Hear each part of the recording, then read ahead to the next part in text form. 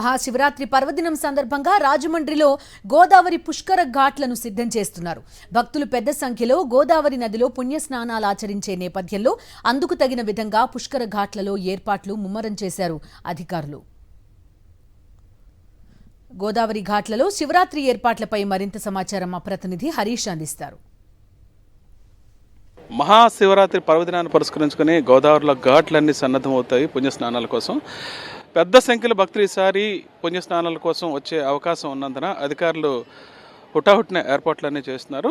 రాజమండ్రి నగరంలో అయితే అతిపెద్దదైన కిలోమీటర్ పొడవున్న కోటిలింగాల ఘాట్ ఉంది. దాంతోపాటు పుష్కర ఘాట్, గౌతమ్ ఘాట్, సరస్వతి ఘాట్తో పాటు మొత్తం 11 ఘాట్లలో ఈ పుణ్యస్నానాలు ఆచరించడానికి తగిన ఏర్పాట్లు అయితే చేస్తున్నారు. అయితే మిగిలిన ప్రాంతాల్లో అన్ని ఘాట్లలో కూడా గోదావరిలో నీరు పెద్దగా పరిశుభ్రంగా లేకపోవడంతో అత్యధికంగా ఒక పుష్కర ఘాట్లో అయితే పుణ్యస్నానం చేయడానికి అవకాశం ఎక్కువగా ఉంది. దాంతో ఈ ప్రాంతంలో ఏర్పాట్లు అయితే చాలా ఎక్కువగా చేస్తున్నారని చెప్పొచ్చు.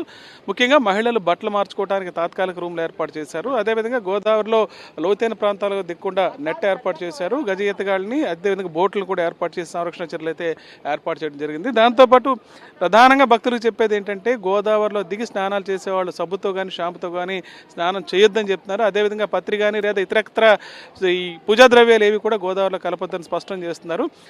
మొత్తం ఘాట్లన్నీ కూడా శానిటేషన్ అయితే చేయడం జరిగింది. రేపటికి సంబంధించి ఈ మహాశివరాత్రి పర్వదినం సజావుగా జరగడానికి సమీపంలో ఉన్న ఆలయాల్లో బ్యారికేడింగ్ కూడా ఏర్పాటు చేయడం జరిగింది.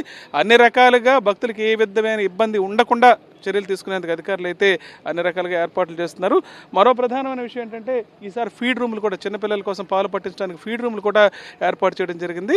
మహిళలు బట్టలు మార్చుకునే దగ్గర పోలీస్ భద్రత కూడా ఏర్పాటు చేయాలని నిర్ణయించారు.